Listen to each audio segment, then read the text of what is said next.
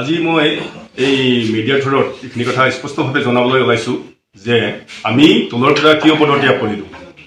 যিহেতু মই এজন চোলাখাৰী ব্লকৰ জেনেৰেল ছেক্ৰেটাৰী আছিলোঁ অৰ্গেনাইজাৰ হিচাপে, আৰু মোৰ লগতে যিহেতু আৰু প্ৰাইমাৰী লিডাৰসকল আছে, ভোটৰ লিডাৰসকল আছে। আজি একেলগে যিহেতু আমি 13জন পদত্যাগ কৰিবলৈ ওলাইছোঁ। মেইন কাৰণটো এইটোৱে হ'ল যে যোৱা 24 তাৰিখ দিনাখনত প্ৰাক্তন BTC চিফ প্ৰমোদ বড়ো, বৰ্তমানৰ ইউপিএলৰ সভাপতি মহোদয়, যিটো এটা আমাৰ আলোচনা হৈছিল যে আমাৰ কজৰাজবংশী লিডাৰসকলৰ লগত, চেণ্ট্ৰেল লিডাৰসকলৰ লগত যে আমি 6টা জনগোষ্ঠীৰ লগতে আমাৰ কজৰাজবংশীও যিহেতু জনজাতিকৰণৰ এটা দাবীদাৰ চলি আছে, কিবা এটা স্পষ্টীকৰণ তেখেতৰ পৰা আমি পাম বুলি আশা কৰিছিলোঁ।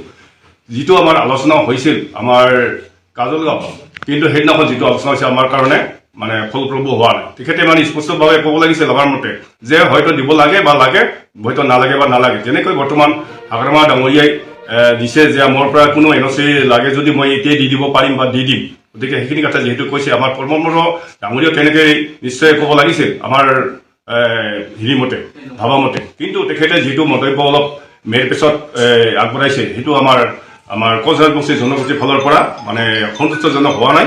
এই হিচাপে আমি নিজৰ জাতিৰ স্বাৰ্থত যিহেতু আমি কাম কৰিব লগা, ইতিমধ্যে বহুতো আমাৰ দল সংগঠনৰে বাৰে বাৰে ওলাই আহিব লাগে বুলি আমাক কিছুমান হয়তো হুংকাৰ নিচিনা কথাবিলাক আমাৰ জাতিৰ স্বাৰ্থতে আজি হুংকাৰ কথা আমি শুনিবলৈ বাধ্য হৈছোঁ।